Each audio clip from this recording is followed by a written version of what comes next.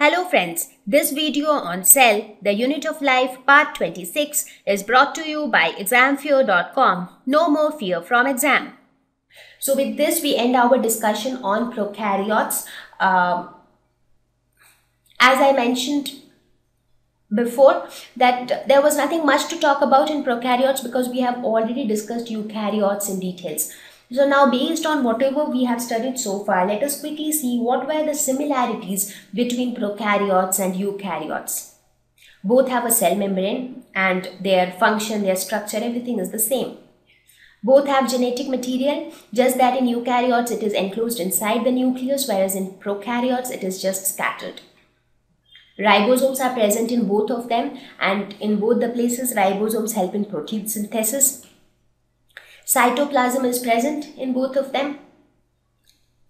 So these were some of the similarities. Now there is a theory into existence called endosymbiosis theory.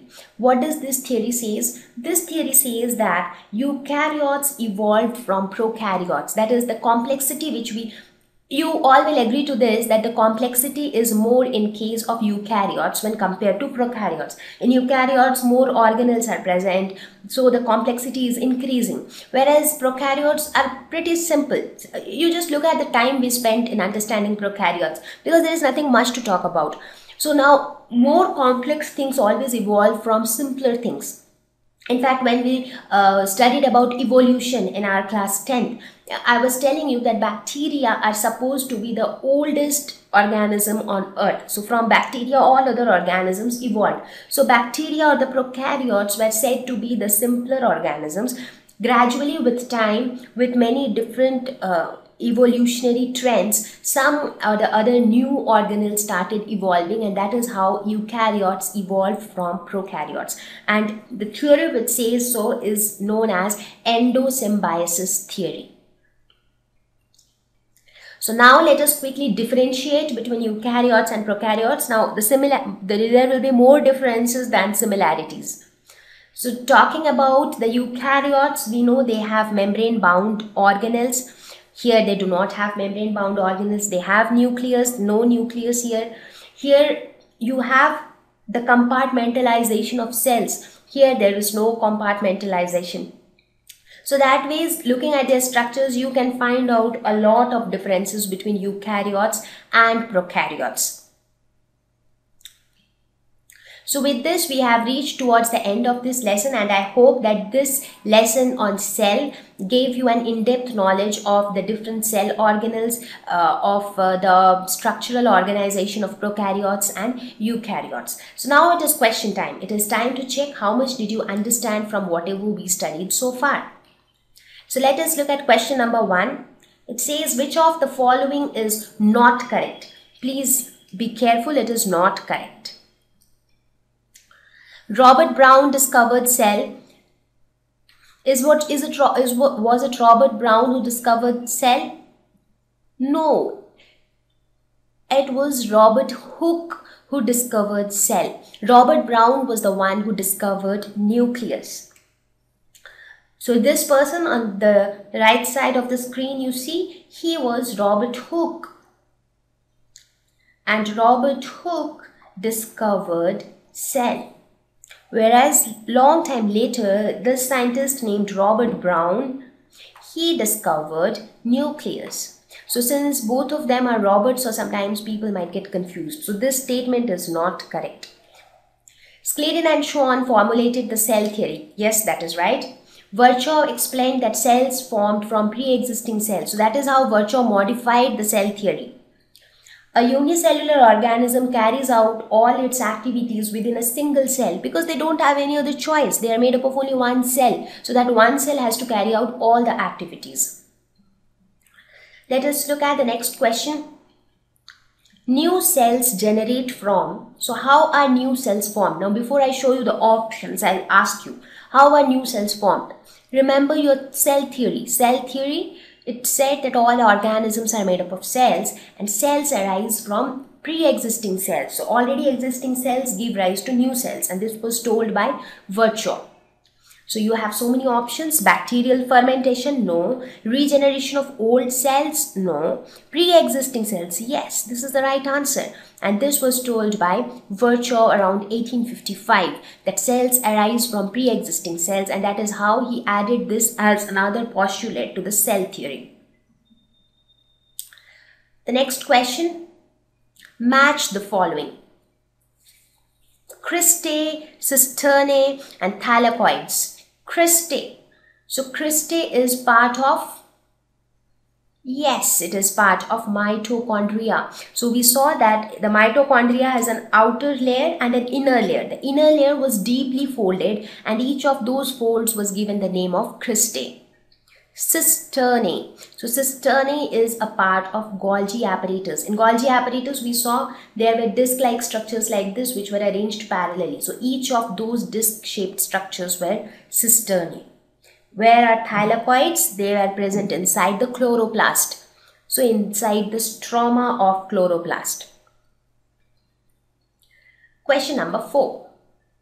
Which of the following is correct? Cells of all living organisms have a nucleus. So do you think all living organisms will have a nucleus? Can't there be any organism without a nucleus? Think about it. Both animal and plant cells have a well-defined cell wall. This is not correct because animal cells do not have a cell wall. Only plant cells have. In prokaryotes, there are no membrane-bound organelles. This seems to be correct, right? Because in prokaryotes, you do not have any membrane-bound cell organelles. Cells are formed de novo from abiotic materials. No, cells are formed from pre-existing cells. So this is also not correct. So which one is correct? Cells of all living organisms have a nucleus. This is also not correct because there are organisms where you do not have a nucleus. For example, the prokaryotic cells, you do not have a nucleus, but still they are living organisms because they have the genetic material which the nucleus normally contains. It is there, but nucleus is not there. So which is the correct statement? This one. Prokaryotes, there are no membrane-bound organelles. Look at question number 5. How do neutral solutes move across the plasma membrane? We talked about the processes of diffusion and osmosis, you remember? So the neutral solutes will move by osmosis or diffusion, whatever you call it.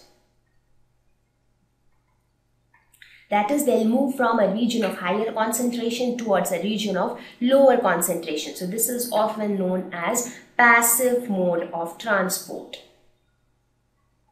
Now, can the polar molecules also move across it in the same way? No, they cannot. Why? Because when you look at the structure of plasma membrane, it has a bilipid structure. So what happens? The entire hydrophilic end is here and the entire hydrophobic end is here. Now this is hydrophobic in nature. That is, this is non-polar in nature. So if you ask polar molecules to pass across it, it will not be able to pass because of this structure of plasma membrane. So they need somebody to carry them. So how will they move? They will be moved with the help of carrier proteins, and that mode of transport is known as active transport. Let us look at the next question. Name 2 cell organelles that are double membrane bound.